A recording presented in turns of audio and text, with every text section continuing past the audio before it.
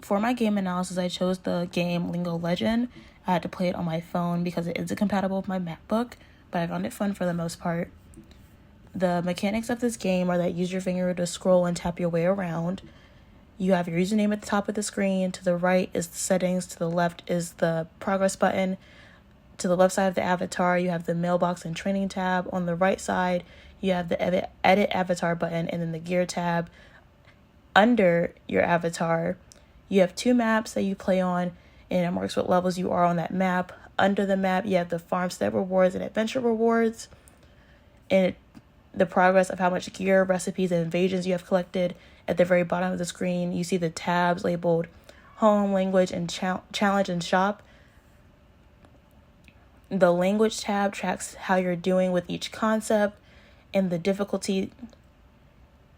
The language tab tracks how you're doing with each concept and the difficulty of the language that you're doing. You can change those just by clicking the stuff at the top. And then you have the challenge and shop tabs below. When you can, once you open either map, you have these yellow arrows that pop up and it shows points of interest or things that need attention. On the farmstead map is where you do all of your studying and language learning that you're working on. In the farmhouse, you study with animals. 2 of them are named Lola and Max. For mine, I have to trace my characters out and get the pronunciations correct with mine. And then also on both the adventure and this farmstead map, you encounter these battles where you battle these plant creatures and get tested on what you've learned so far. You have 3 attempts to land a hit on either, to land a hit or defend yourself between you and the enemy. And then you have cards below that you can choose from. And you have an intern button that you can also hit if you don't want to use all 3 attempts. The values that this game privileges through its gameplay, mechanics, and dynamics are learning and language skills, competition, achievement, and problem solving. Learning and language skills are a value because in the name of the game, you're going through these levels of language learning to advance your skill set. Competition is involved with the leaderboard and the battling you do throughout the game.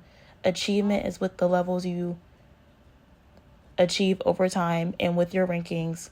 Lastly, problem solving is you just going through the motion of studying, getting questions correct and wrong, and then figuring out why you got those questions wrong. Claims about the world that these rules make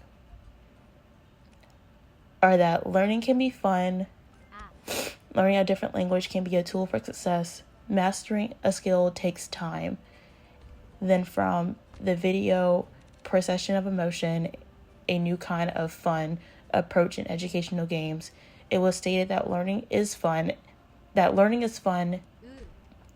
is the beginning and not the end. And that basically describes how learning is tied into gaming and how it changed kids' approach to learning and makes them more engaged with it. Basically showing them that it's not just boring and you can get some work out of this.